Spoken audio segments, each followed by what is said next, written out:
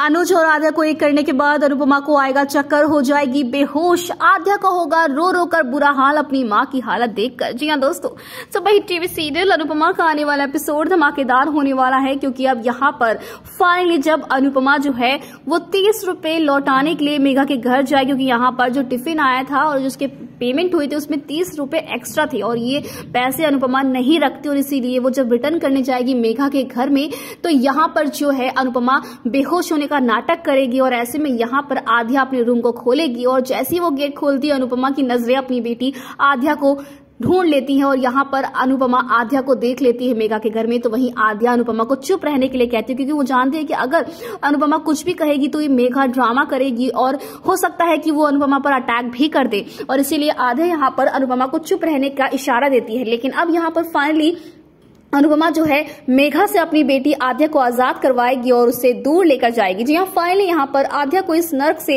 इस मेघा जैसी माँ से आजादी मिलने वाली है। और अब यहाँ पर जब अनुपमा सबसे बड़ा काम करेगी, यानी कि अपने अनुज को उसके जन्मदिन का तोहफा देगी आद्या के रूप में, तो अब आद्या जो है वो अपने पॉप्स की ऐसी हालत देखकर बहुत इमोशनल होगी, लेकिन अनुज की खुशी उसके चेहरे पर बयां करेगी और फाइनली अनुज और आद्या एक दूसरे को गले लगाएंगे। और फाइनली अनुपमा का काम भी पूरा हो गया, क्योंकि अनुपमा ने वादा किया था अनुज से कि वो उसकी बेटी आद्या से उसे जरूर मिलवाएगा।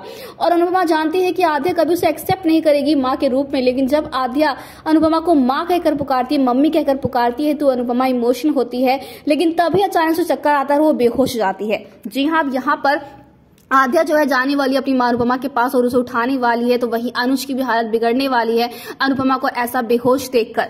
क्या यहाँ पर अनुपमा की कोई बड़ी बीमारी जिसका खुलासा होने वाला है? जी हाँ, यहाँ पर आपको बता दें कि अनुपमा का एक्सीडेंट हुआ था, उसके पैर में चोट भी लगी थी और इसी वजह से अनुपमा को अब बहुत सारा रिस्क होने वाला है उसकी लाइफ को लेकर, जहाँ आद्या बहुत शौक में आने वाली है ये सब कुछ सुनकर।